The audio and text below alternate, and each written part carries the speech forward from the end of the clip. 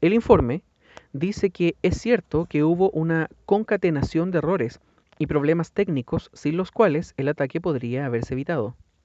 Tanto una antena, que hubiera permitido que la aeronave enviara imágenes del objetivo a las fuerzas especiales, como el correo electrónico de la base con las coordenadas del hospital dejaron de funcionar al despegar. Poco después, las fuerzas especiales enviaron desde Bagram un dron Predator para observar la ubicación del edificio de inteligencia afgano al lugar equivocado y cuando comenzó el ataque no estaba allí. Lo más importante resultó ser que el ataque fue lanzado bajo la modalidad de defensa de otros, en referencia a los comandos afganos, y no hacía falta que lo aprobara nadie más que Hutchinson y el comandante del bombardero. Hutchinson, que estaba dentro del recinto policial, dijo que él creía haber visto el convoy del KKA cerca y después que escuchó que estaba bajo fuego de ametralladora.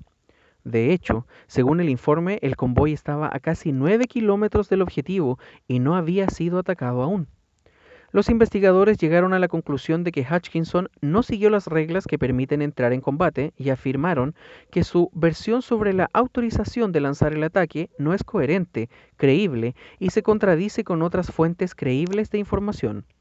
Pero Hutchinson solo estaba haciendo lo que le pidieron sus superiores, combatir con las fuerzas afganas para liberar Kunduz tan rápido como fuera posible.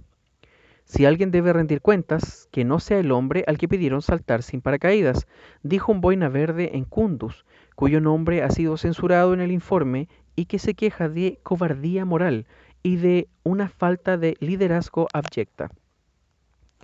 Como resultado del uso de la justificación de la legítima defensa, la decisión de atacar al edificio, una decisión que en condiciones normales debería llegar hasta el general Campbell para su aprobación, puede ser tomada en el terreno. Estas medidas de salvaguarda relacionadas con los ataques aéreos, que tuvieron éxito al reducir las bajas civiles de 353 en 2011 a 204 en 2012, según cifras de Naciones Unidas, fueron aprobadas no solo con la intención de prevenir errores o daños colaterales, sino para impedir que se lanzasen acciones basadas solo en información provista por fuentes de inteligencia afganas, que en el pasado han mostrado su falta de cuidado al convertir rumores sin verificar en hechos, o incluso han actuado con malicia para dirigir el poder de fuego de Estados Unidos contra rivales. Eso plantea una pregunta. ¿Qué información dieron los afganos para el bombardeo? El ejército estaba centrado en las coordenadas de la base de la DNS que el sistema del avión señalaba de manera errónea como un espacio abierto. Pero las coordenadas le llegaron a las fuerzas especiales a las 6 de la tarde, cuando los afganos informaron de su plan de lanzar el ataque esa misma noche. Cuando Hutchinson les preguntó 7 horas más tarde, después de la confusión creada por el sistema de objetivo de la nave, le dieron esa descripción de un edificio largo en forma de T, con una puerta al norte, y él la pasó al bombardero. El general William Hickman, quien dirigió la investigación militar, lo llamó una descripción física ambigua que parecía coincidir con el Hospital de Médicos Sin Fronteras, pero en realidad es una descripción específica que corresponde con la apariencia del complejo de Médicos Sin Fronteras. No se parece en absoluto a la base de la DNS, que tiene forma trapezoidal, con puerta hacia el sur y dos edificios rectangulares, uno frente a otro, en un patio apretado. Es más, según el informe, cuando el AC-130 regresó a su altitud de crucero, quien operaba el sensor, preocupado porque el sistema de navegación había fallado antes, intentó introducir las coordenadas originales, y esta vez el sensor sí señaló el edificio de la DNS. Entonces, los miembros de la tripulación hicieron una comparación en paralelo entre los edificios de la DNS y de Médicos Sin Fronteras, utilizando sus dos sensores, pero basándose en la descripción que les había dado Hutchinson, y decidieron que estaban totalmente seguros de que el edificio en forma de T era el objetivo. Hutchinson y el resto de las fuerzas especiales que estaban en el terreno dijeron a los investigadores que los afganos tenían un segundo objetivo aquella noche, además del edificio de la DNS. Pero todos dicen que no saben o no recuerdan cuál era. Decían que iban contra dos objetivos, pero para el segundo ni siquiera tenían una localización, así que no nos preocupamos mucho, dijo Hutchinson. Otra boina verde dijo que los afganos habían enviado coordenadas para dos lugares diferentes, para la base de la DNS y otra para lo que describieron como centro de mando y control de los insurgentes, pero el Boina Verde no sabía exactamente a qué se referían con el segundo. No lo recuerdo y no quiero especular, dijo un tercero que dijo haber pasado las dos localizaciones al bombardero. Un tripulante del avión también confirmó que se recibieron múltiples coordenadas aquella noche. ¿Cabe la posibilidad de que el segundo objetivo fuera el hospital? ¿Creían los afganos, influidos por su animosidad histórica con Médicos Sin Fronteras, que el hospital se había convertido en un centro de mando talibán? A menos que eso esté censurado en el informe, los investigadores militares no lo han probado. Cuando los entrevisté en noviembre, ninguno de los afganos asumiría la responsabilidad de pasar la descripción del lugar a las fuerzas especiales. Yaftali, el comandante del KKA, dijo que la decisión de atacar el hospital fue tomada por Estados Unidos y que estaba justificada, por más desafortunada que fuera. Estaban disparando lanzagranadas hacia nosotros desde el hospital. Los estadounidenses sabían que disparaban desde allí, dijo el capitán Munif, un comando afgano que trabajaba con fuerzas estadounidenses en Kunduz. El KKA les había informado que los talibanes estaban allí y después atacaron. Una investigación independiente no ha mostrado pruebas que sugieran que había talibanes armados dentro del hospital o disparando desde cerca.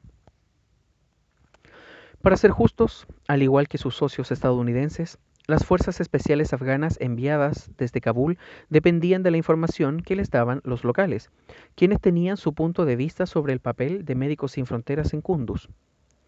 Ese hospital sirve a los talibanes, dijo Gard cuando lo visité en Kunduz. Lo juro por Dios, si lo levantan 100 veces, lo destruiremos 100 veces. ¿Aún hay lugar en las guerras actuales para un hospital que trate a todos los implicados en un conflicto? El 3 de mayo, el Consejo de Seguridad de Naciones Unidas adoptó la resolución 2286, que denuncia la pauta de ataques a instalaciones médicas en zonas de conflicto y pide que termine la impunidad para los responsables.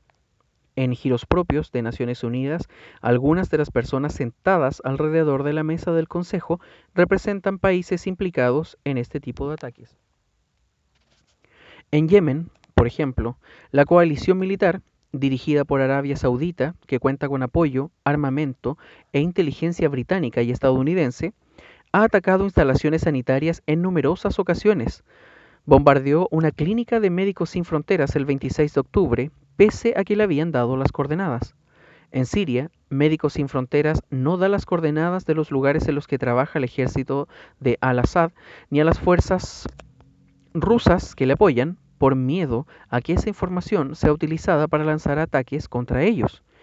Las organizaciones de derechos humanos y ayuda humanitaria han acusado a ambos gobiernos de atacar esos lugares, entre los que se incluye un hospital apoyado por Médicos Sin Fronteras en el norte de Siria de manera deliberada el 15 de febrero. Ellos lo niegan. ¿Podemos dar tratamiento a quienes consideras tus enemigos? Se preguntó Jonathan Whittle, responsable del análisis humanitario de Médicos Sin Fronteras. Cuando veo lo sucedido los últimos meses, en los que 4 de los 5 miembros permanentes del Consejo de Seguridad han estado implicados en bombardeos de instalaciones de Médicos Sin Fronteras, esta es una pregunta para la que necesitamos una respuesta urgente. Las instalaciones sanitarias en Afganistán siguen bajo amenaza, tanto de los talibanes, que cometen crímenes de guerra con frecuencia al atacar civiles de manera indiscriminada, como por parte del gobierno afgano. Según Naciones Unidas, el 18 de febrero, la policía afgana entró en una clínica del Swedish Committee for Afghanistan y ejecutó a 2 pacientes y un acompañante adolescente de los que sospechaba eran insurgentes. Jorgen Olstrom, el director de la Organización para Afganistán, me dijo que los policías eran miembros del Batallón 333, la misma unidad que participó en el asalto al Hospital de Médicos Sin Fronteras en julio pasado, y que también participó en la toma de Kunduz, y que los acompañaban tropas británicas. Un portavoz de la operación dijo que su investigación no encontró ninguna prueba que se sostenga en relación con esa acusación de ejecuciones y no quiso comentar qué unidades participaron. En Kunduz, el hospital sigue en ruinas y su personal aún trata de entender qué sucedió aquella noche. Faizullah, el archivero, sobrevivió. Su amigo, Amin, no. Cada vez que me quedaba dormido veía el bombardeo, los muertos, los cuerpos, dijo Faizullah. Cuando terminó el ataque, Esmat intentó suturar la arteria femoral de Amin en una mesa de operaciones que improvisó, pero no lo logró. Madina, la niña, sobrevivió a la operación que condujo Esmat, pero no al bombardeo. Su familia encontró su cuerpo 2 días después y la enterró junto a su hermana mayor. Intentamos salvarla, pero murió, dijo Esmat, que trataba de abrirse paso entre los escombros. Murió y se quemó. Las paredes aguantaron, pero el techo no. Quedó abierto al cielo gris del invierno afgano. Nota del editor. El ejército de Estados Unidos en un principio no quiso dar declaraciones para este reportaje y envió las preguntas al gobierno afgano, que tampoco quiso dar su punto de vista. Cuando el artículo estaba terminado, Peter Cook, portavoz del Pentágono, dijo: la investigación que siguió a la tragedia de Kunduz ha encontrado que todos los miembros de la tripulación del bombardero AC-130 y los hombres que operaban en el terreno desconocían que el avión disparaba contra una instalación médica durante ese combate. La investigación llegó finalmente a la conclusión de que el trágico incidente se debió a la suma de errores humanos, a los que se suman procesos y equipamientos fallidos.